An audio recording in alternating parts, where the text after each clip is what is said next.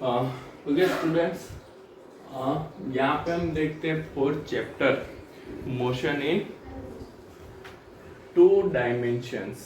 Okay, तो यहाँ पे हमने लास्ट टाइम लाइव क्लास में इसको डिस्कस किया था, बट कुछ नेटवर्क के इश्यू की वजह से वहाँ पे प्रॉपरली स्क्रीन विजिबल नहीं हो रही थी और आवाज में भी इश्यू आ रही थी। तो हम यहाँ पे इसको वापस एक बार मैं आपको पूरा वीडियो रिकॉर्डिंग करके यहाँ पे भेज रहा हूँ, जिससे आप पूरा वापस एक बार प्रोजेक्टाइल मोशन अच्छे से समझ लो, क्योंकि ये बहुत ही इम्पोर्टेंट टॉपिक है। आपको अच्छे से ये आना ही चाहिए, क्योंकि इसका वेटेज हर एक एग्जाम में रहता है। ओके, तो यहाँ पे हम देखते हैं कि भाई प्रोजेक्टाइल मोशन को पढ़ने से पहले हम एक, आपको पता ही है कि भाई टू डायमेंशन मोशन क्या है या मोशन इन टू डायमेंशंस क्या है, वो आपको ऑलरेडी आगे आपको डिस्कस हो चुका है। फिर भी मैं आपको थोड़ा बता दूं कि टू डायमेंशन मोशन क्या है। तो the motion of an object is called two dimensional if two of the three coordinates are required to specify the position of the object in space with respect to time। मतलब कि कोई object है, उस object को हमको कोई time T पे उसको उसकी पोजीशंस और उसके कोऑर्डिनेट्स अगर हमको स्पेसिफाई करने हैं, तो उस कोऑर्डिनेट्स को स्पेसिफाई करने के लिए, पोजीशन को स्पेसिफाई करने के लिए मिनिमम हमको यहाँ पे टू डायमेंशंस रिक्वायर्ड है out of three dimensions. Total कितने डायमेंशंस होते हैं? तीन डायमेंशंस होते हैं, एक्स, वाई एंड जेड। तो वहां पे से हमको मिनिमम टू डायमेंशंस रिक्वायर्ड है, जैसे कि x y plane, y z plane और जेड एक्स प्लेन हमको रिक्वायर्ड होता है। तो ऐसी मोशन को हम क्या कहते हैं? टू डायमेंशनल मोशन कहते हैं। अब यहाँ पे टू डायमेंशनल मोशन में दो मोशन को हम यहाँ पे डिस्क्राइब करेंगे। One is a projectile motion and second one is a circular motion. तो ये दो जो मोशन है, प्रोजेक्टाइल मोशन और सर्कुलर मोशन, वो कौन सी है? तो both are the two dimensional motion, दोनों टू डायमेंशनल मोशन है। जिसमें से पहले हम डिस्कस करते हैं प्रोजेक्टाइल मोशन। प्रोजेक्टाइल मोशन हम पूरा डिस्कस करेंगे, उस पे से न्यूमेरिकल प्रैक्टिस करेंगे, उसके बाद हम सर्कुलर मोशन को डिस्कस करेंगे। तो यहाँ पे पहले तो हम समझते हैं कि भाई ये प्रोजेक्टाइल मोशन क्या है। तो सिंपल, हम लोग सब लोग डे टू डे लाइफ में ये प्रोजेक्टाइल मोशन से इंटरेक्ट होते हैं, बट हम उसको प्रॉपरली, उसको फिजिक्स की लैंग्वेज में, मतलब साइंटिफिकली हम उसको कैसे डिस्क्राइब करते हैं, वो चीज हमको देखनी है। बाकी सबकी लाइफ में, डे टू डे लाइफ में कुछ ना कुछ प्रोजेक्टाइल मोशन तो रहता ही है। अब ये जो प्रोजेक्टाइल मोशन है, ये प्रोजेक्टाइल मोशन कौन सा है, कैसा है, वो हम यहाँ पे समझते हैं कि भाई प्रोजेक्टाइल मोशन क्या है। तो कोई एक ऐसी बॉडी है, ओके, कि जिसको हम थ्रो करते हैं। सपोज आप समझो कि कुछ भी चीज आप थ्रो करते हो, तो जैसे आप उसको थ्रो करते हो तो वो एयर मीडियम में, मतलब जो मीडियम है, उस मीडियम में वो बॉडी क्या करती है? ट्रैवल करती है, ओके, मोशन करती है। अब वो बॉडी धीरे धीरे मोशन करके वापस कहाँ पे आती है? तो ग्राउंड पे आती है। ओके बेटा, तो आपने कुछ भी, सपोज कंसीडर करो कि आपने एक बॉल को अपर डायरेक्शन में एयर मीडियम में थ्रो किया है, या दो स्टूडेंट है कि जो बॉल को खेल रहे, एक इस साइड से डाल रहा है, दूसरा उस साइड पे कैच कर रहा है, वो वापस यहाँ पे थ्रो कर रहा है। तो यहाँ पे ये जो बॉल है वो ऊपर जाता है एयर मीडियम में, फिर वापस दूसरे एंड पे वो नीचे आता है। मतलब कि यहाँ पे अगर हम समझे कि जब कोई भी ऑब्जेक्ट है, उस ऑब्जेक्ट को हम थ्रो करते हैं, तो वो उसकी जो मोशन, एयर मीडियम में जो मोशन है, उस मोशन को हम कौन सी मोशन कहते हैं? प्रोजेक्टाइल मोशन कहते हैं। तो यहाँ पे प्रोजेक्टाइल मोशन को सिंपली मुझे बताना हो तो मैं क्या बता सकता हूँ कि an object that is in flight after being throw, मतलब ऑब्जेक्ट को जब हम थ्रो करते हैं उसके बाद वो फ्लाई करता है, ओके, और projected is called a projectile, उसको हम क्या कहते हैं, प्रोजेक्टाइल। और ऐसी जो मोशन है, सपोज आपने बॉल को थ्रो किया तो बॉल क्या हुआ, आपका प्रोजेक्टाइल हो गया। और बॉल की जो मोशन हुई उस मोशन को आप क्या बोलोगे, तो उस मोशन को आप बोलोगे प्रोजेक्टाइल मोशन। ओके, तो such a projectile might be a football, a cricket ball and any other object, मतलब कि जो मिसाइल फायर होते हैं, ओके, जो बॉम्बर होते हैं, बॉम्बर प्लेन है, बॉम्बर प्लेन में से जो बॉम्ब वहां पे अटैक करते हैं, तो वो ये सारी जो मोशन है, ये सारी मोशन को हम कौन सी मोशन कहते हैं, तो ये सारी मोशन को हम यहाँ पे प्रोजेक्टाइल मोशन कहते हैं। अब यहाँ पे जो प्रोजेक्टाइल मोशन है, ये प्रोजेक्टाइल मोशन में हम फर्स्ट यहाँ पे देखेंगे ऑब्लिक्यू प्रोजेक्टाइल मोशन। ओके, कि हम उसके डिफरेंट डिफरेंट टाइप्स समझेंगे, जिससे क्योंकि आपका जो टेक्स्ट बुक है, टेक्स्ट बुक में आपको ऑब्लिक्यू मोशन, ऑब्लिक्यू प्रोजेक्टाइल मोशन दिया है, उसी को प्रोजेक्टाइल मोशन बोलते हैं। बट हम आगे आप कॉम्पिटिटिव एग्जाम में बैठते हो तो उसके जो डिफरेंट टाइप्स है वो भी वहां पे आपको पता होनी चाहिए। तो हम पहले क्या समझेंगे, तो जो हमको टेक्स्ट बुक में दिया है ऑब्लिक्यू प्रोजेक्टाइल मोशन, ओके, उसको हम यहाँ पे समझेंगे। उसके बाद वन टू वन उसके डिफरेंट डिफरेंट केसेस पे हम जाएंगे।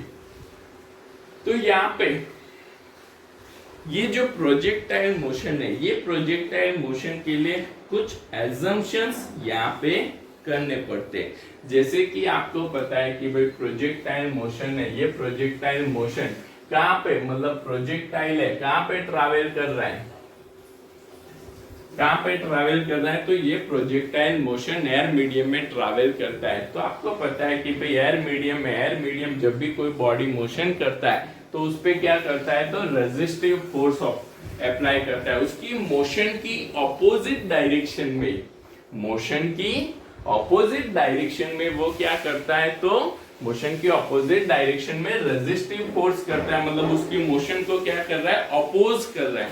तो यहाँ पे हम भी ये जो प्रोजेक्टाइल है, प्रोजेक्टाइल कहाँ पे, कौन से मीडियम में ट्रैवल कर रहे हैं, एयर मीडियम में ट्रैवल कर रहे हैं, अर्थ के एटमॉस्फेयर में ट्रैवल कर रहे हैं। तो ये जो अर्थ के एटमॉस्फेयर है, ये अर्थ का एटमॉस्फेयर इस पे क्या करता है, रेजिस्टिव फोर्स लगाता है। बट हम हमारे प्रोजेक्टाइल मोशन में ये जो एटमॉस्फेरिक रेजिस्टिव फोर्स है उसको हम क्या कंसीडर कर, निग्लिजिबल कंसीडर करते हैं। ओके, दूसरा यहाँ पे एक आपको कंसीडरेशन क्या करना है, तो भाई यहाँ पे अर्थ कैसी है, हम सबको पता है बेटा कि अर्थ कैसी है, कर्वेचर है। अब जब अर्थ कर्वेचर होती है तो यहाँ पे ये जो कर्वेचर ऑफ द अर्थ है उसको भी हम क्या करते हैं, निग्लिजिबल, यहाँ पे हम उसको कंसीडर नहीं कर रहे, इसको भी हम क्या कंसीडर कर रहे हैं, निग्लिजिबल कंसीडर कर रहे हैं। ओके, एंड थर्ड यहाँ पे the effect of rotation of earth, उसको भी हम यहाँ पे क्या कर रहे हैं, निग्लेक्ट कर रहे हैं, उसको भी हम यहाँ पे क्या कर रहे हैं, निग्लेक्ट कर रहे हैं। तो तीन चीजें आपको ध्यान में रखनी है, एक तो रेजिस्टेंस ड्यू टू एयर, उसको निग्लिजिबल कंसीडर कर रहे हैं, कर्वेचर ऑफ द अर्थ उसको निग्लिजिबल कंसीडर कर रहे हैं, and rotation of the earth is also negligible, उसको भी हम यहाँ पे निग्लिजिबल कंसीडर करते हैं। ओके, तो यहाँ पे जब हमने ये तीन चीजों को, जो प्रोजेक्टाइल मोशन में हमको क्या करना है, तो उसको हमको अभी कंसीडर नहीं करना है, उसको हम निग्लिजिबल कंसीडर करेंगे।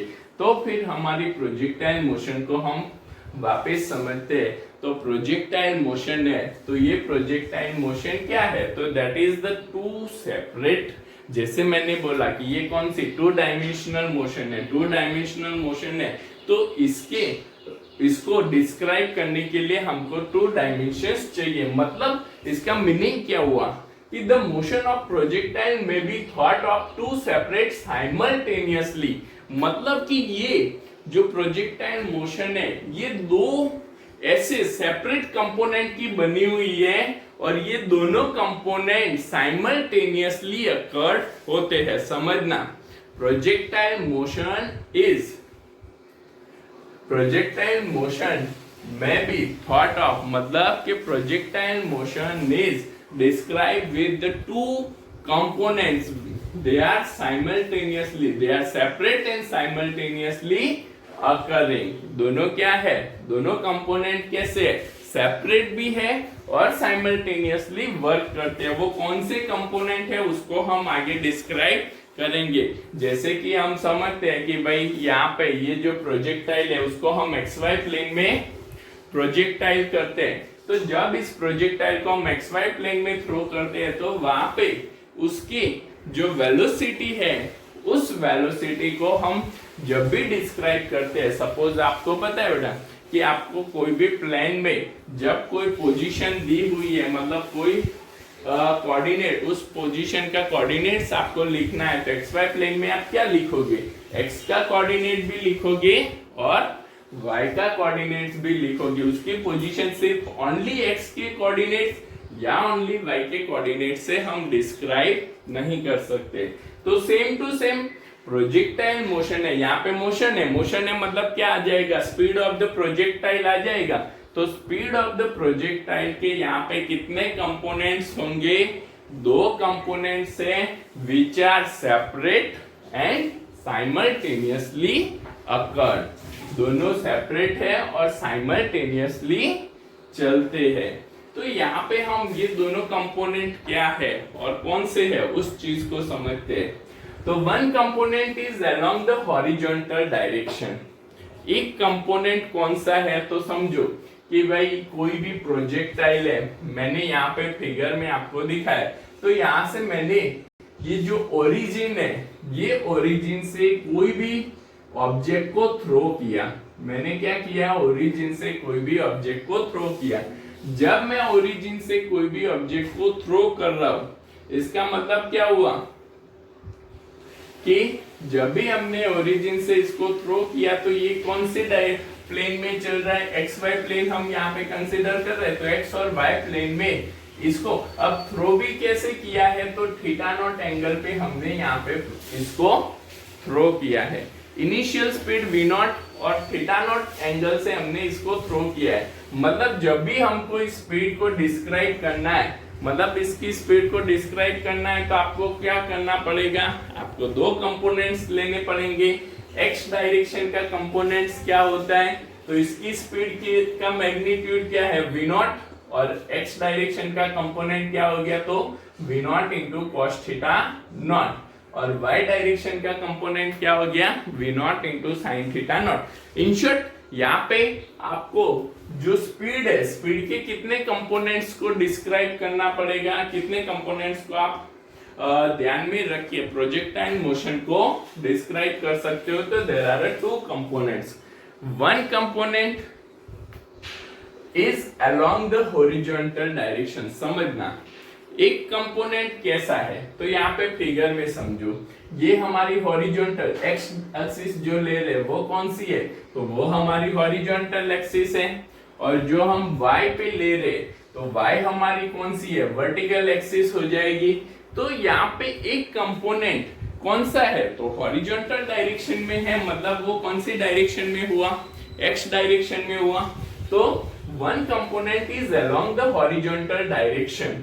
अब जब भी ये हॉरिजॉन्टल डायरेक्शन पे मोशन करता है, मतलब कि इस पे हॉरिजॉन्टल डायरेक्शन पे इस पे ग्रेविटेशनल एक्सेलरेशन नहीं लगेगा, तभी जाके वो हॉरिजॉन्टल डायरेक्शन में मोशन कर सकता है। समझना कि कोई ऑब्जेक्ट है, उसको आप ऐसे थ्रो कर रहे हो, ओके, जब आप उसको ऐसे थ्रो कर रहे हो इस डायरेक्शन में, और अगर वो एक ही लाइन पे मोशन करता है, वो क्या कर रहा है, एक ही डायरेक्शन में एक ही लाइन पे मोशन कर रहा है, तो उसको हम क्या कंसीडर कर सकते हैं कि भाई उस पे कोई भी ग्रेविटेशनल एक्सेलरेशन नहीं लग रहा है, मतलब ये जो इस पे कोई भी एक्सेलरेशन नहीं लग रहा है। हॉरिजॉन्टल कंपोनेंट है, हॉरिजॉन्टल कंपोनेंट पे ये कांस्टेंट स्पीड से मोशन करता है, एक्सेलरेट नहीं होता है।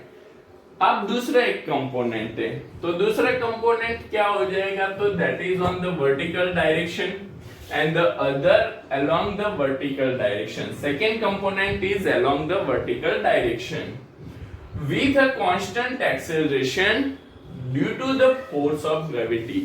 अब जब भी हम कोई भी बॉडी को एयर मीडियम में और एटमॉस्फेयर में, अर्थ के एटमॉस्फेयर में जब हम उसको प्रोजेक्टाइल करते हैं, तो अर्थ का जो ग्रेविटेशनल फोर्स है वो ग्रेविटेशनल फोर्स उस बॉडी पे लगता है, और due to this gravitational force ये जो मोशन हो जाएगी, मतलब समझो कि आप यहां से एक बॉल को वर्टिकली, समझना, वर्टिकली थ्रो कर रहे हो।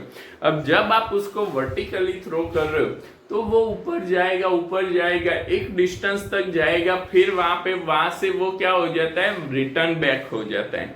वो बॉल क्या होता है, रिटर्न। ऐसा थोड़ी होता है कि भाई ऊपर का ऊपर ही जा रहा है, ऐसा नहीं हो रहा है। वो क्या हो रहा है, वो बॉल वापिस नीचे आता है। अब ये बॉल वापिस नीचे क्यों आया, तो आप लोगों को पता है कि भाई ग्रेविटेशनल फोर्स है, तो ग्रेविटेशनल फोर्स की वजह से ये जो ग्रेविटेशनल फोर्स ये ऑब्जेक्ट और बॉल को क्या करता है, डाउनवर्ड डायरेक्शन में उसको फोर्स लगाता है, जिसकी वजह से वो बॉल क्या होता है, डाउनवर्ड डायरेक्शन में मोशन करना स्टार्ट करता है और वो वापिस आता है। मतलब कि इसका जो वर्टिकल कंपोनेंट है, हम समझते हैं कि भाई वर्टिकल कंपोनेंट है, तो वर्टिकल कंपोनेंट पे तो इस पे क्या हुआ, कोई भी एक्सेलरेशन नहीं, वर्टिकल कंपोनेंट पे तो इस पे ग्रेविटेशनल एक्सेलरेशन लग रहा है, हॉरिजॉन्टल कंपोनेंट पे इस पे कोई एक्सेलरेशन नहीं लगता है, बट वर्टिकल कंपोनेंट पे इस पे ग्रेविटेशनल एक्सेलरेशन वर्क करता है।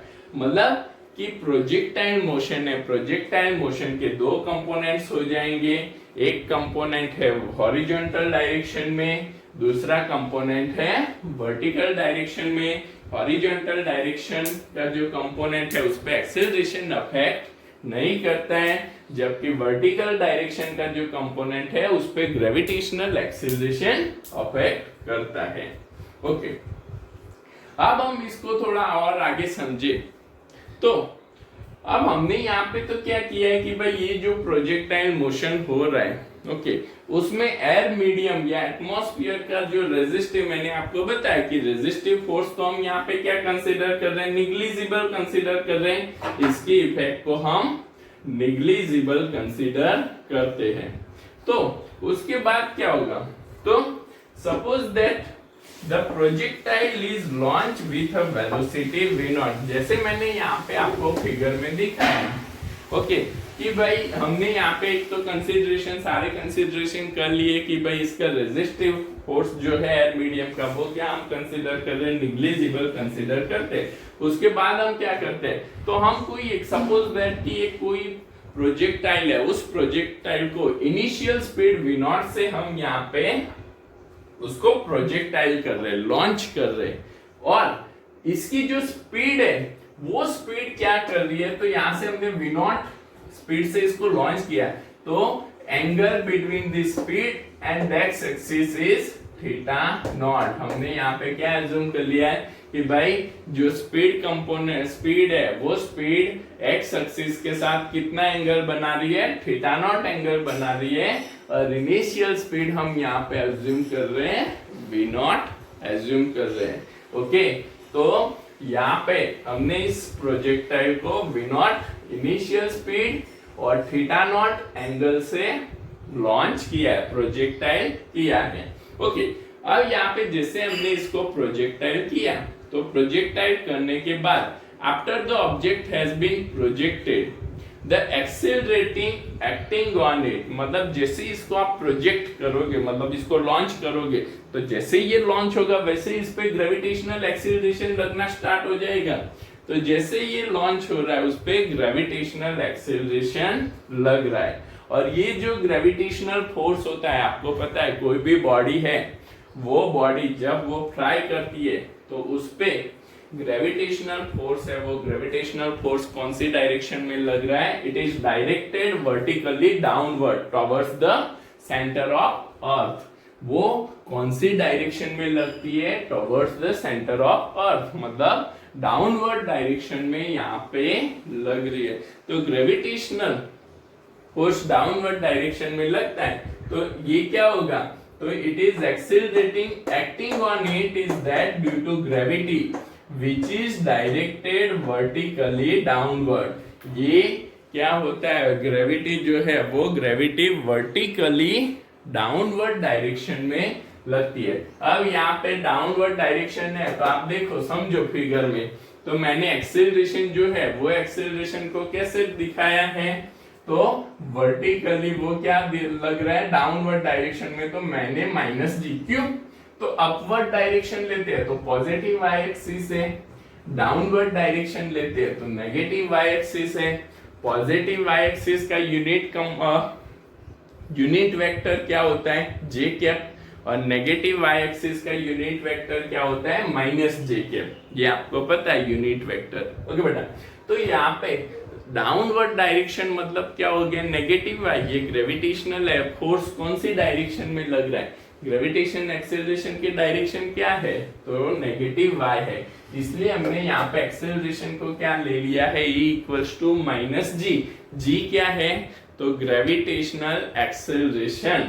जी क्या है, ग्रेविटेशन एक्सेलरेशन, जो आपको पता है, जिसकी वैल्यू है 9.8 मीटर पर सेकेंड स्क्वायर। और ये कौन सी डायरेक्शन में लग रहा है, डाउनवर्ड डायरेक्शन में लग रहा है।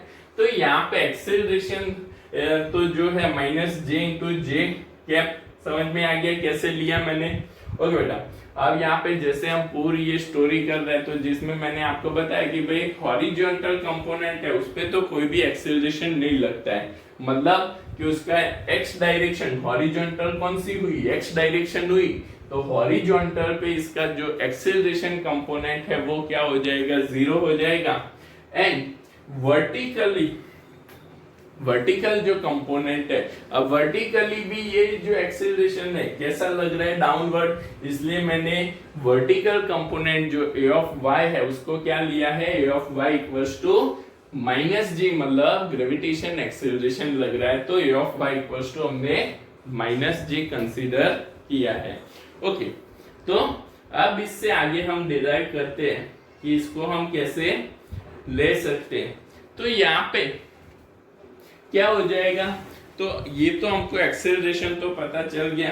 अब आप जैसे फिगर में देखते हो, तो यहाँ पे फिगर में हमको क्या दिया है कि भाई यहाँ पे जो इनिशियल स्पीड है, इनिशियल स्पीड से, क्योंकि प्रोजेक्टाइल है उसको जब हम थ्रो करते हैं तो उसको तो हम कुछ इनिशियल स्पीड से थ्रो करेंगे, तभी तो वो फ्लाई करेगा, नहीं तो वो फ्लाई नहीं करेगा। तो इसकी जो इनिशियल स्पीड है, हमने यहाँ पे क्या एज्यूम किया, इनिशियल स्पीड इसकी हमने v0 यहाँ पे ली है, बट ये जो स्पीड है वो कितने एंगल पे है, थीटा नॉट एंगल पे है। तो यहाँ पे जैसे मैंने फिगर में दिखाया, तो ये जो v0 स्पीड है, v0 स्पीड के कितने कंपोनेंट्स हमको मिलेंगे, मतलब इनिशियल स्पीड के हमको यहाँ पे दो कंपोनेंट्स मिलेंगे। तो हम यहाँ पे इसको इनिशियल स्पीड के कंपोनेंट लिख लेते हैं।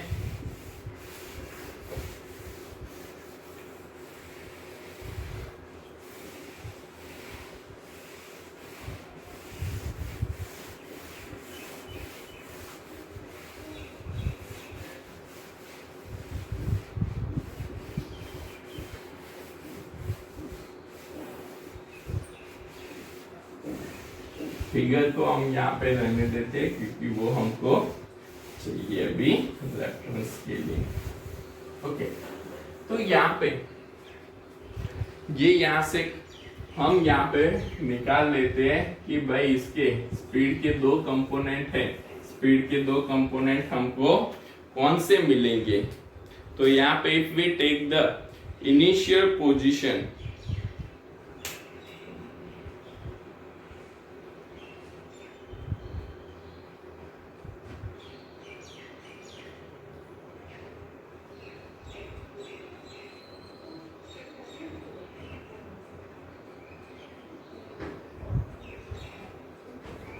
just a minute,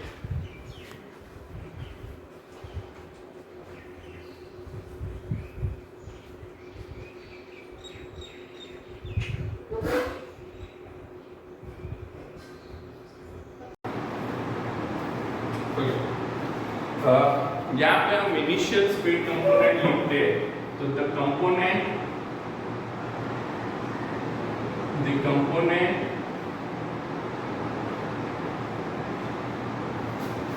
of initial speed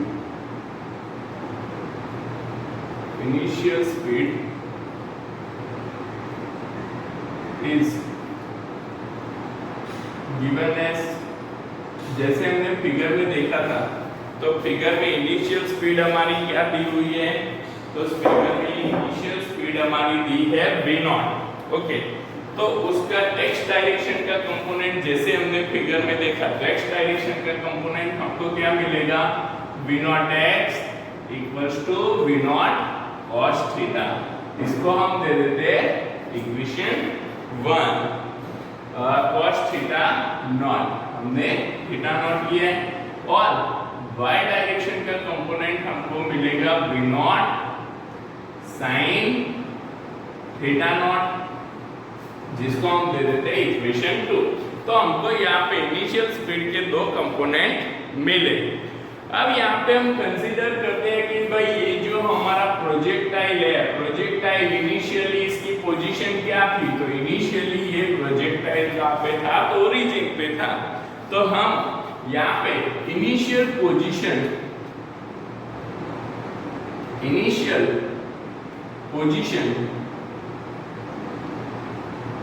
of projectile लेते हैं, ऑफ प्रोजेक्टाइल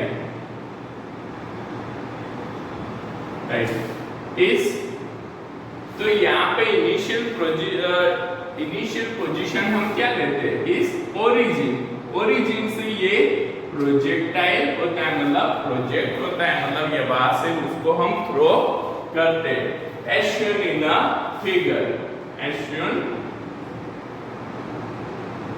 in figure। तो अब यहाँ पे बेटा इसकी इनिशियल पोजीशन ओरिजिन है, तो इसके कोऑर्डिनेट्स क्या होंगे, तो x0 और y0। अब x0 मतलब ओरिजिन का कोऑर्डिनेट कौन सा होगा, 0, y0 मतलब कि y एक्सिस पे ओरिजिन का कोऑर्डिनेट मतलब ये भी क्या होगा, 0। तो ये दोनों तो क्या है, 0 0। ओरिजिन के लिए हम क्या लेते हैं, 0 0 कंसीडर करते हैं। Then after t time, after t time इसकी पोजीशन हम निकालते हैं कि भाई इसकी पोजीशन क्या होगी, तो after t time position of projectile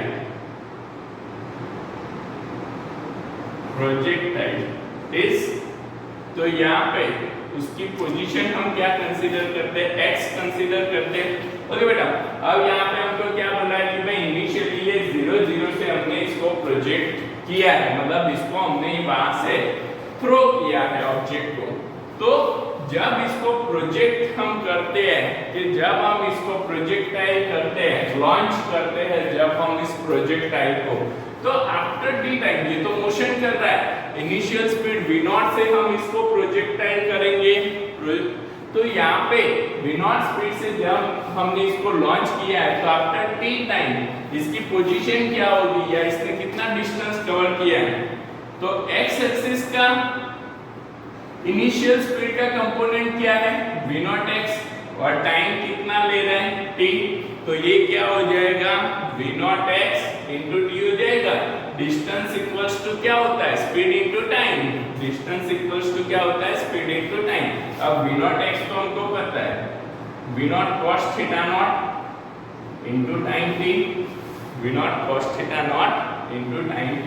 इसको आप दे दो equation 3।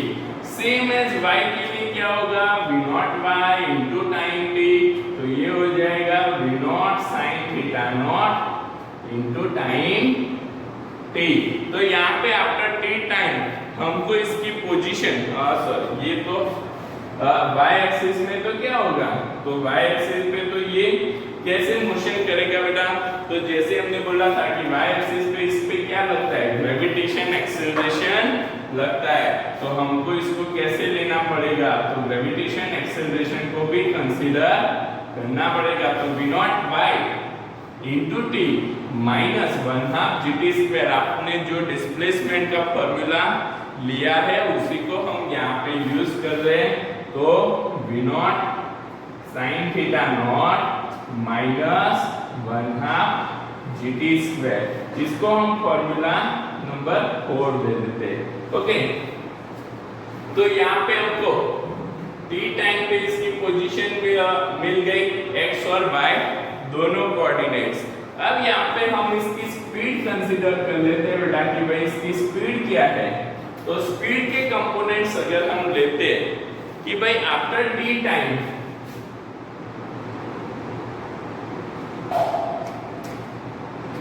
After t time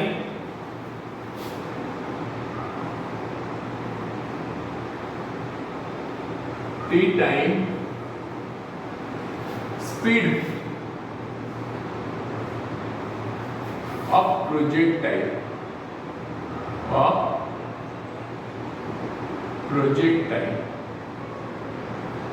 is तो v of x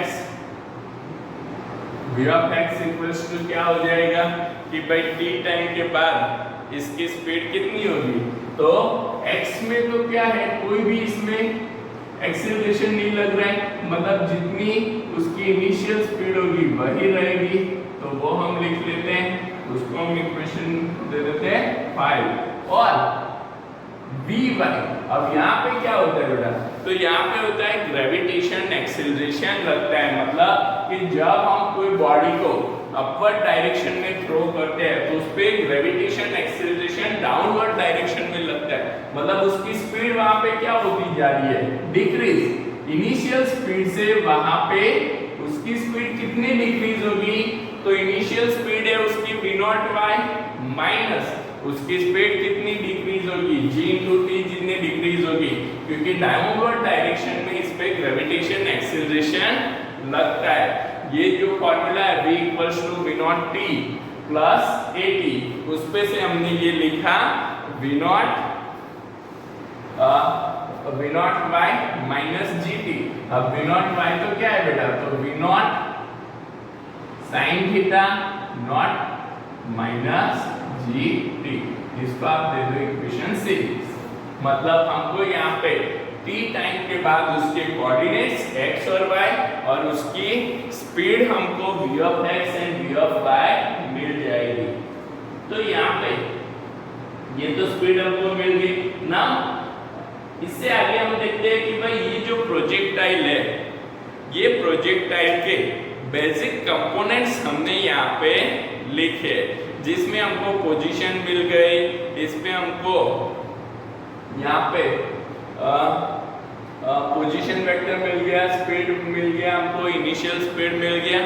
तो ये इसके बेसिक कंपोनेंट्स है जो आपको ध्यान में रखने हैं, जिसपे से हम equation of path of projectile derive करेंगे, equation of path of projectile. और उसके बाद इसके जो डिफरेंट कंपोनेंट्स है वो भी हम यहाँ पे डिराइव करेंगे। तो हम यहाँ पे देखते हैं कि भाई equation of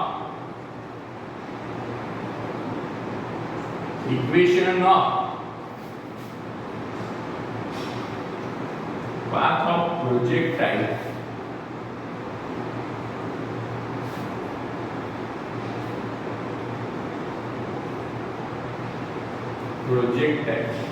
equation of path of projectile is, तो ये हमको क्या मिलेगा, तो यहाँ पे equation of path of projectile मतलब कि ये जो मोशन हो रही है ये मोशन कैसी है, तो this can be seen bye eliminating the time between the expression for x and y। तो x और y को हम यहाँ पे यूज करके एक कि भाई ये जो प्रोजेक्टाइल हमने किया है, ये जो प्रोजेक्टाइल है इसमें कितने डिस्टेंस पे ये प्रोजेक्टाइल या इसके जो कोऑर्डिनेट्स है वो कोऑर्डिनेट्स कैसे वेरी हो रहे, वो चीज हम यहाँ पे देखेंगे। अब हमने एक चीज तो यहाँ पे देखी थी कि भाई ये जो डिस्प्लेसमेंट हो रहा है तो x डायरेक्शन में तो क्या हो रहा है, तो कांस्टेंट स्पीड से ये मोशन कर रहा है, बट y डायरेक्शन पे इस पे ग्रेविटेशनल एक्सेलरेशन लगता है। ओके, तो यहाँ पे इसका डिस्प्लेसमेंट का हम फॉर्मूला निकालते, तो for the displacement we are consider that कि भाई हम इसका डिस्प्लेसमेंट y और y डायरेक्शन अगर हम कंसीडर मतलब वर्टिकल डायरेक्शन में इसके डिस्प्लेसमेंट की बात करें तो y इक्वल्स टू क्या होगा, v0 by into t minus 1/2 g t square. समझना, हमने यहाँ पे क्या लिया कि भाई y डायरेक्शन में इसका डिस्प्लेसमेंट कितना होता है, तो y डायरेक्शन में इसका डिस्प्लेसमेंट हो रहा है v0 by into t minus 1/2 g t square. अब यहाँ पे इसका x डायरेक्शन में भी डिस्प्लेसमेंट हो रहा है, हमने यहाँ पे लिखा कि भाई इसकी इनिशियल स्पीड तो क्या थी, v0 cos theta not. Okay, उसी स्पीड से ये यहाँ पे मोशन कर रहा था, बट इनिशियल पोजीशन कहाँ पे थी, 0 पे। इनिशियल पोजीशन कहाँ पे थी, 0 पे, बट फाइनल पोजीशन क्या है, v0 cos theta not into t, मतलब ये x डायरेक्शन में भी मोशन करता है। अब जब ये x डायरेक्शन में भी मोशन करता है तो उसको भी हमको यहाँ पे कंसीडर करना पड़ेगा। तो फ्रॉम इक्वेशन 3 थर्ड इक्वेशन पे से हम लेते कि x equals to v0 cos theta not into t, इसमें से हम t को सब्जेक्ट कर ले तो क्या हो जाएगा, x divide by v0 cos theta not, t को सब्जेक्ट किया तो ये हमको क्या मिल गया, इसको 7 दे दो, इसको 8 दे दो, तो t को हमने सब्जेक्ट किया तो x v0 cos theta not. अब यहाँ पे पुट इक्वेशन 8 इन इक्वेशन 7, 8 को हम 7 में पुट करते हैं तो y इक्वल्स टू हमारा क्या हो जाएगा, तो v0 y बेटा आपको पता है v0 y क्या था, तो v0 y v0 sin theta not, v0 sin theta not into t की जगह पे क्या पुट करेंगे, x divide by v0 cos theta naught minus 1/2 g, ये तो सेम ही रहेगा, बट t की जगह पे क्या पुट करेंगे, तो x divide by v0 cos theta naught whole square. x t की जगह पे क्या पुट किया हमने, x divide by v0 cos theta naught whole square. Okay बेटा, अब यहाँ पे मैं इसको ये फॉर्मूला को लिखता हूँ कि by y equals to v0 cancel हो गया, sin theta not by cos theta naught, ये तो हमको पता है क्या होता है, tan theta not into x, क्या होता है tan theta not into x minus 1/2 g divide by क्या होगा, तो यहाँ पे v0 cos थीटा नॉट का होल स्क्वायर हो जाएगा। मैं यहाँ पे इसको सेपरेट कर लेता हूँ, तो v0 cos थीटा नॉट उसका होल स्क्वायर इनटू यहाँ पे क्या हो जाएगा, x का x square into x square. तो यहाँ पे कहीं ना कहीं ये इक्वेशन मुझे कैसे दिख रहा है, तो ये इक्वेशन मुझे बेटा यहाँ पे y इक्वल्स टू, यहाँ पे समझो y equals to tan theta not into x minus 1/2 g divide by v0 cos theta naught whole square into x square. But here theta naught g and v0 ये तो कैसे है भाई, जिस एक एंगल से आपने इसको प्रोजेक्ट कर लिया वो एंगल तो चेंज होने वाला नहीं है, ग्रेविटेशन एक्सेलरेशन भी चेंज होने वाला नहीं है और इनिशियल स्पीड भी चेंज होने वाली नहीं है, तो ये तीन तो कांस्टेंट है। अब जब ये तीन कांस्टेंट है तो यहाँ पे हम देखते हैं तो tan थीटा नॉट भी क्या हो जाएगा, कांस्टेंट हो जाएगा और 1/2 g v0 cos theta naught का होल स्क्वायर, ये पूरी टर्म भी क्या हो जाएगी, कांस्टेंट हो जाएगी। मतलब हमको जो फॉर्मूला मिला है उसमें y equals to tan theta not into x minus 1/2 g v naught cos theta naught whole square. ये जो फॉर्मूला है, ये फॉर्मूला में से tan थीटा नॉट कांस्टेंट हो जाएगा, तो और 1/2 g v naught cos theta naught whole square भी कांस्टेंट हो जाएगा। तो v naught is constant. So from y equals to ax plus bx square, from y equals to ax plus bx square, in which a and b क्या है यहाँ पे बेटा, तो a कांस्टेंट हो गया, tan थीटा नॉट भी constant हो गया, g upon v naught cos theta naught whole square भी क्या हो गया, कांस्टेंट हो गया। तो a और b कांस्टेंट है, बट ये फॉर्मूला जब हम देखते हैं तो ये फॉर्मूला आपको क्या देता है कि this is the mathematical formula which describe the path of the motion is parabola. तो हम यहाँ से कह सकते हैं, so from y equals to we say that path of motion is parabola.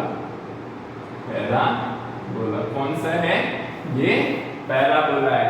तो यहाँ पे मैं थोड़ा इस इक्वेशन को रिस्ट्रक्चराइज कर दूं, तो tan थीटा नॉट ब्रैकेट में ले लिया x, यहाँ पे माइनस 1/2 g ब्रैकेट में v naught cos theta not bracket complete square into x square. तो इस फॉर्मूला को हम कहते हैं equation of path of projectile. ये फॉर्मूला आपको ध्यान में रखना है। ओके, तो ये हमारा हो जाता है equation of projectile motion and different components of the projectile motion. Okay, अच्छे से देख लो और नोट डाउन कर लो, इसका पीडीएफ भी मैंने भेज दिया है। तो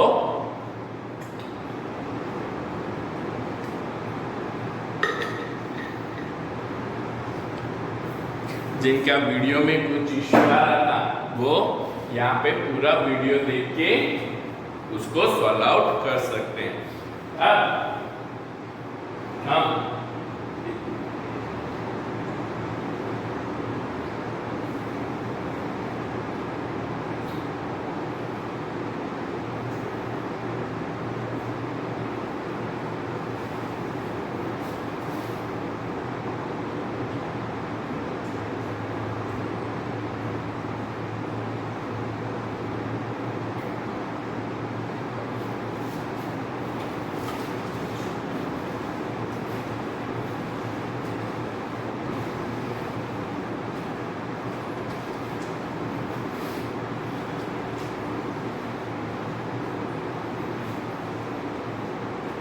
अब हम इसको थोड़ा और आगे ले जाएं कि जो हमने लास्ट क्लास में discuss, good morning sir, last class में हमने डिस्कस नहीं किया था, उसको हम थोड़ा यहाँ पे डिस्कस कर लेते हैं। तो आपका वो टॉपिक भी यहाँ पे वीडियो में कंप्लीट हो जाएगा। तो हम नेक्स्ट क्लास में फिर सीधा इसमें से प्रैक्टिस क्वेश्चन करेंगे। तो ये पूरा वीडियो अच्छे से देख के नोट्स बना लेना,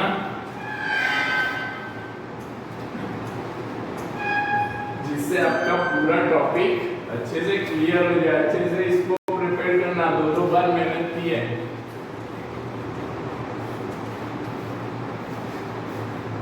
तो यहाँ पे बेटा हमने path of the projectile motion का इक्वेशन डिराइव किया। अब यहाँ पे से हमको इसके कुछ डिफरेंट कंपोनेंट्स निकालने के लिए बोल सकते हैं। जैसे कि यहाँ पे हम एक तो पहला हमारा कंपोनेंट है कि भाई ये जो प्रोजेक्टाइल है, ये प्रोजेक्टाइल मैक्सिमम हाइट पे जब पहुंचता है तो मैक्सिमम हाइट पे पहुंचने के लिए इसको कितना टाइम लगता है, तो मैं यहाँ पे थोड़ा एक पैराबोला का ग्राफ बना दूं प्रोजेक्टाइल मोशन का। ओके, तो ये हमारा हो गया। यहाँ से इसको हमने v0 स्पीड से प्रोजेक्ट किया है।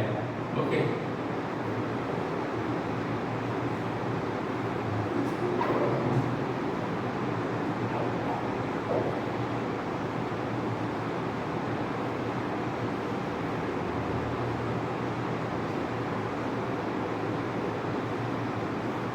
ये हमारा x, ये हमारा y है। ये हमारा क्या हो गया, तो मैक्सिमम हाइट जिसको हम कैपिटल H से डिनोट करते हैं v0 थीटा नॉट। ओके, और यहाँ पे इसका x डायरेक्शन का कंपोनेंट और y डायरेक्शन का कंपोनेंट, ये जो है जिसको हम बोलते हैं रेंज, ये हमारा क्या है, रेंज है। ये मैक्सिमम हाइट है। ओके, यहाँ से बॉडी क्या करती है, यहाँ से बॉडी प्रोजेक्टाइल होती है with the speed v0 and at the angle of theta naught with x axis, और यहाँ से प्रोजेक्टाइल होके ये मैक्सिमम पॉइंट पे पहुंचती है, मैक्सिमम हाइट पे पहुंचती है। अब मैक्सिमम हाइट पे जब बॉडी पहुंचती है तो उस टाइम पे उसकी स्पीड का y कंपोनेंट यहाँ पे क्या हो जाएगा, 0 हो जाएगा। तब भी तो बॉडी नीचे आएगी। स्पीड का y कंपोनेंट अगर 0 नहीं होगा तो बॉडी तो क्या होगी, अपवर्ड और अपवर्ड। आपने कोई बॉल को थ्रो किया है अपवर्ड, ओके, और उसका स्पीड का y कंपोनेंट 0 होगा। जब ऊपर जाएगा स्पीड जब 0 होगी तब भी तो नीचे आएगा। तो अपवर्ड जो वर्टिकल डायरेक्शन हम ले रहे हैं, वर्टिकल डायरेक्शन कौन सी है, तो वर्टिकल डायरेक्शन इसकी y एक्सिस पे हमने लिए, तो उसका कंपोनेंट है v0y। तो इसमें हम पहला का इसका कंपोनेंट, ये सारे अच्छे से ध्यान में रखना, ये सब कुछ आपको न्यूमेरिकल में कैलकुलेट करने के लिए बोलते हैं। तो पहला है हमारा टाइम ऑफ मैक्सिमम हाइट, ये हमारा मैक्सिमम हाइट है। तो time of maximum height. Okay, तो यहाँ पे मैक्सिमम हाइट पे जब प्रोजेक्टाइल पहुंचता है तो वहां पे क्या होगा, तो मैक्सिमम हाइट पे at maximum height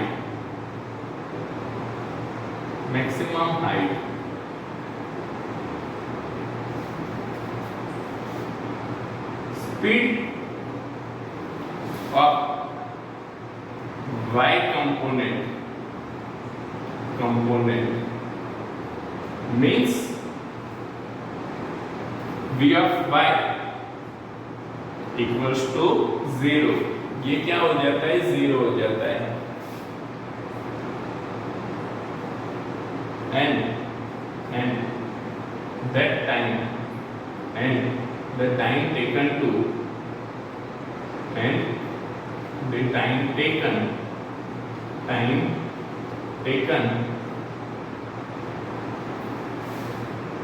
for this height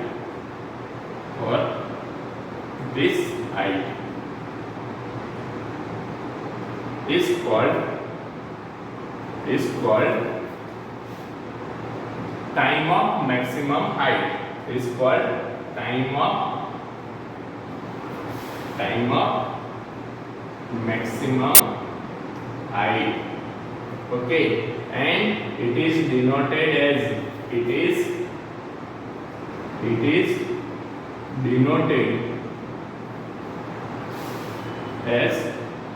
of m। किससे डिनोट करते हैं, T of m से डिनोट करते हैं। अब T of m से हम डिनोट कर रहे हैं इसको, तो अब हमने क्या लिया है भाई, इसका y कंपोनेंट क्या है, स्पीड का y कंपोनेंट यहाँ पे 0 हो रहा है, तो हमको y कंपोनेंट तो पता है। स्पीड का आगे हमने निकाल लिया, v0 sin theta naught minus gt था, स्पीड का y कंपोनेंट हमने निकाला था। ओके, ये याद है ना, आगे हमने लिया। अब यहाँ पे टी हम क्या ले रहे हैं, तो ये टी को आप कंसीडर कर लो maximum height.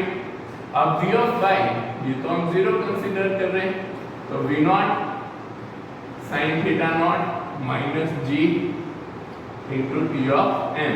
T of m को सब्जेक्ट कर लो, ये पूरी टर्म से इस साइड आ जाएगी, तो माइनस का क्या हो जाएगा पॉजिटिव, और v not sin theta not, और उसमें से g को हम डिवाइड में ले लेते हैं, तो ये हो जाता है हमारा टाइम फॉर मैक्सिमम हाइट। सीधा सिंपल सा है, सिर्फ आपको क्या याद रखना है कि भाई मैक्सिमम हाइट पे, यहाँ पे मैक्सिमम हाइट पे speed y component of the speed becomes 0, ये क्या हो जाता है 0 हो जाता है।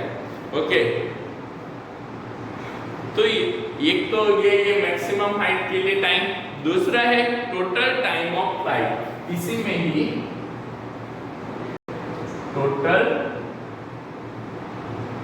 टाइम ऑफ फ्लाइट, समझो बेटा, मतलब कि बॉडी आपको यहां से हमने थ्रो की, ओके समझो, यहाँ से मैंने बॉडी को अपर डायरेक्शन में थ्रो किया, मैक्सिमम हाइट पे गया, मैक्सिमम हाइट पे इसका y स्पीड का y कंपोनेंट क्या हो गया 0 हो गया। 0 होने के बाद वो बॉडी कहाँ पे आती है, ग्राउंड पे आती है।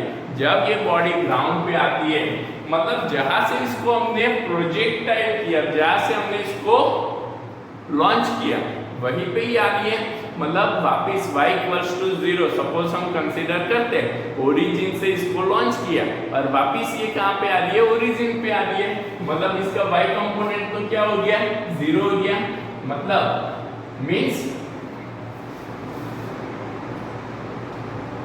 The total time means the total time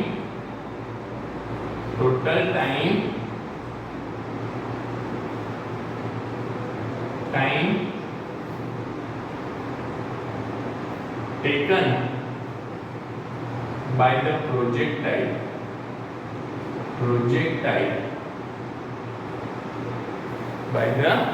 projectile is in flight. The total time taken by the projectile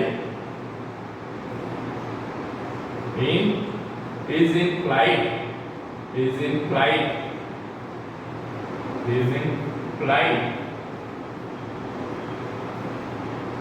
obtained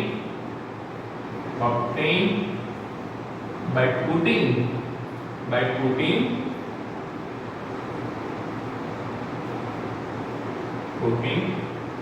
y equals to 0, y equals to 0 put कर लेते हैं तो हमको क्या मिलेगा। अब पहले तो बेटा आपको पता होना चाहिए y क्या था, तो y यहाँ पे हम ले लेते हैं कि y हमको क्या मिला था, तो y equals to v not,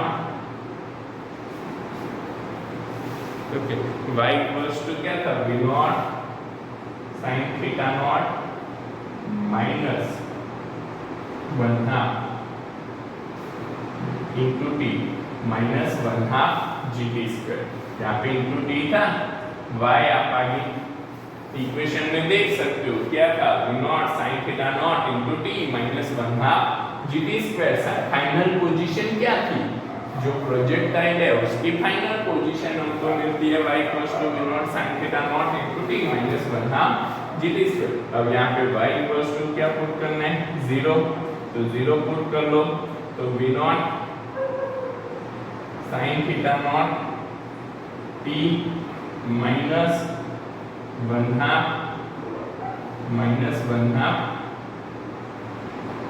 GT²। तो यहाँ पे हम माइनस 1/2 GT² तो इस साइड ले लेते हैं, equals to v not sin theta not into t, एक टी कैंसिल हो जाएगा, ओके। अब यहाँ पे हम टी को सब्जेक्ट कर लेते हैं, टी को सब्जेक्ट करते हैं तो टी इक्वल्स टू क्या हो गया, तो 2 इधर चला गया और तो 2 v not sin theta not divide bye g divided by g, which is called the total time t of f. T of F से भी डिनोट करते हैं, कैपिटल टी से भी डिनोट करते हैं. ओके, तो ये हो जाता है 2 v not sine theta not by G. अब यहाँ पे इसको मैं इक्वेशन 1 और इसको इक्वेशन 2. तो फ्रॉम इक्वेशन 1 एंड 2, 1 एंड 2 को ऑब्जर्व करो बेटा. 1 क्या है, Tm equals to v not sine theta not by g, और 2 क्या है, Tm equals to 2 v not sine theta not by g. तो 1 और 2 पे से मैं ये लिख सकता हूँ कि total time of flight is 2 times of time of maximum height. ये टाइम ऑफ मैक्सिमम टाइम से कितने गुना होता है, 2 गुना होता है, जो आपको ध्यान में रखना है. ओके, तो ये चीज आपको ध्यान में रखनी है कि भाई ये हमको कैसे मिलता है. तो ये फॉर्मूला अच्छे से ध्यान में रखना. तो ये हो गया इसका first component, time of maximum height and total time of flight. अब हम इसका दूसरा कंपोनेंट निकालते हैं.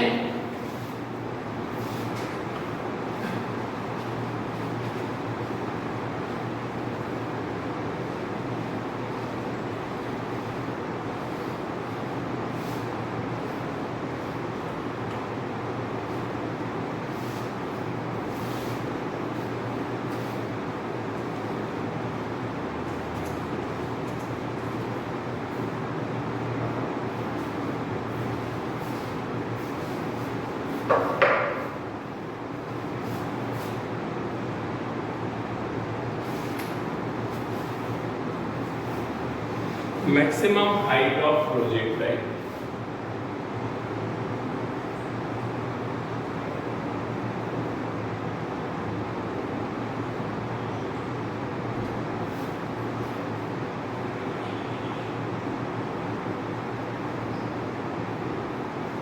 Height of projectile.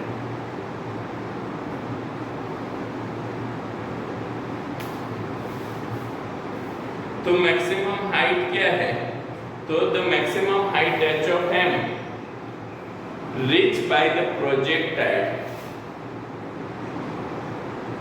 the maximum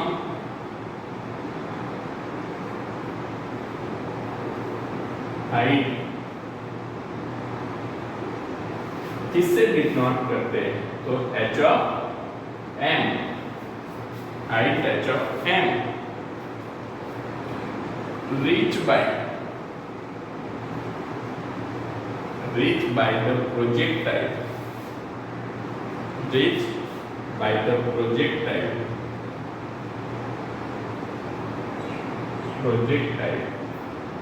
can be obtained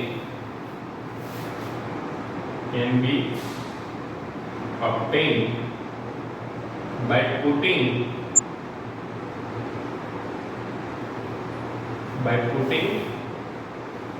t equals to t of n,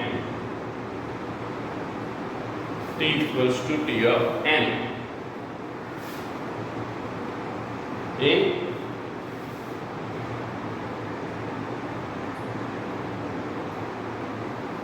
equation of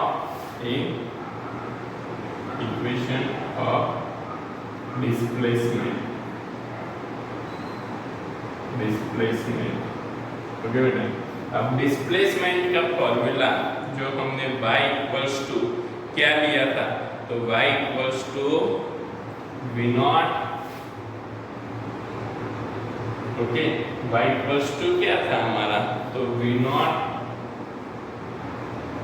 sign theta not into t minus 1/2 gt square, ये था. तो यहाँ पे इसको अगर हम लेते तो h of m maximum height v not sine theta not into T of M minus 1/2 G T of m whole square 1/2 G T of m whole square हो जाएगा। तो यहाँ पे हम टी ऑफ एम तो हमको पता है, टी ऑफ एम क्या था, V not sine theta nought by G. T of M तो ये था, तो put the value T of M, तो यहाँ पे H of M equals to क्या हो जाएगा, we not square sine theta nought sine square theta not divide by G हो जाएगा। समझ में आया? टी ऑफ एम की जगह पे हमने यहाँ पे क्या पुट कर लिया, V not sine theta not into G. तो यहाँ पे V not sine theta nought तो ऑलरेडी है और दूसरा एक V not sine theta nought आ गया, तो V not square sine square theta not divide by G हो जाएगा। फिर यहाँ पे हम देखते हैं minus 1/2 G into T of M square, ये क्या हो जाएगा, minus 1/2 G T of M minus 1/2 ji. Okay, अब टी ऑफ एम स्क्वायर, अब टी ऑफ एम स्क्वायर मतलब हम इसको पुट करते हैं बेटा यहाँ पे, तो ये तो पूरा उसका स्क्वायर कर लेंगे, v not square sine square theta not divide by क्या हो गया, जी स्क्वायर, 8 जी कैंसिल हो गया, तो यहाँ पे H of M V not square sine square theta not divide by G minus 1/2 V not square sine square theta not divide by G. तो ये तो पूरा इसका सब्ट्रैक्शन करो, 1 माइनस 1/2, 1 माइनस 1/2 क्या होता है, 1/2 होता है, तो ये क्या हो जाएगा, we not square sine square theta not divide by 2g। तो ये मिल गया हमको मैक्सिमम हाइट, ये हमारा हो गया मैक्सिमम हाइट। ओके, तो ऐसे हम मैक्सिमम हाइट निकाल सकते हैं। अब हम इसका थर्ड कंपोनेंट देखते हैं।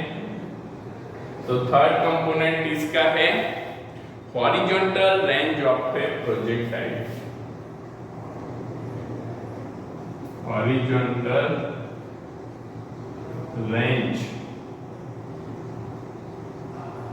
ऑफ प्रोजेक्टाइल, जिसको हम डिनोट करते हैं कैपिटल आर से। हॉरिजॉन्टल रेंज ऑफ प्रोजेक्टाइल जो मैंने यहाँ पे दिखाया बेटा कि भाई यहाँ से प्रोजेक्टाइल चला और यहाँ तक पहुंचा, तो इसने ये हॉरिजॉन्टली कितना डिस्टेंस यहाँ पे कवर किया है, वो हॉरिजॉन्टल डिस्टेंस हमको यहाँ पे मिलता है। तो हॉरिजॉन्टल डिस्टेंस हमने ये ले लिया। अब horizontal distance r equals to क्या होगा, तो हमको ये तो क्या है, हॉरिजॉन्टल डिस्टेंस लेना है, मतलब स्पीड का कौन सा कंपोनेंट हम लेंगे, तो हॉरिजॉन्टल डायरेक्शन में जो स्पीड का कंपोनेंट है उसको हम कंसीडर करेंगे, और टाइम कौन सा लेंगे, तो भाई इधर से प्रोजेक्टाइल चला और कहां पे पहुंचा, ये एंड पे पहुंचता है, यहां से प्रोजेक्टाइल चला और इस एंड पे पहुंचता है, मतलब इस टोटल टाइम ऑफ फ्लाइट कितना टाइम लगा, तो टोटल टाइम ऑफ फ्लाइट हुआ ये तो टोटल टाइम ऑफ फ्लाइट, मतलब कि range is nothing but the product of speed of horizontal direction and total time of flight. तो v not sin theta not into t of f। अब यहाँ पे t of f तो आपको पता ही है, v not sin theta not T of F क्या लेंगे हम यहाँ पे, हमको पता है 2 v not sin theta not divide by G. क्या लेंगे 2 v not sin theta not divide by G. तो r हमारा यहाँ पे हो जाएगा 2 v nought square sin square theta nought by G. कितना हो जाएगा r हमारा हो जाएगा 2 सॉरी ये तो sin थीटा आएगा हॉरिजॉन्टल, cos थीटा आएगा horizontal component, cos theta not horizontal component, गलती से sin थीटा लिख लिया, वो cos थीटा नॉट आएगा। तो ये क्या हुआ बेटा, तो यहाँ पे आप 2 हमने v nought into V not square ले लिया और 2 cos sin theta not into cos theta nought हुआ divide by G. cos theta nought sin theta 2 sin theta nought cos theta not divide by G, जिसको हम क्या बोलते हैं, ये तो कौन किसका फॉर्मूला है मैथमेटिकली, तो ये फॉर्मूला है v nought square sin 2 theta not divide by G. ये किसका फॉर्मूला है, v nought square sin 2 theta nought sin 2 theta not divide by ji.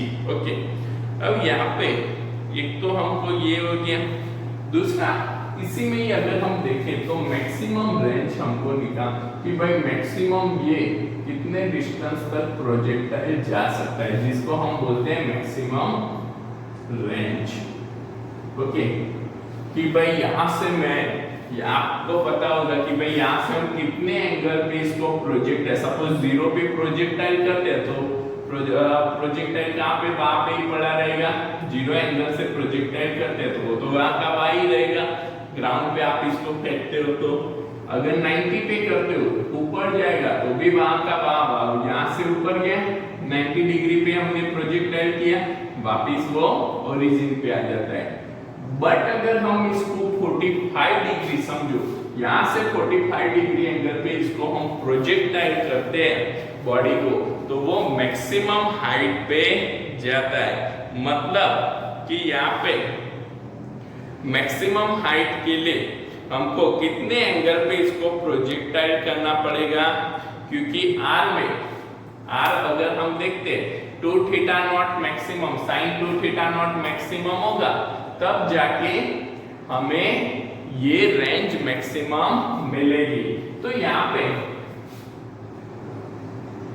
Maximum range के लिए फॉर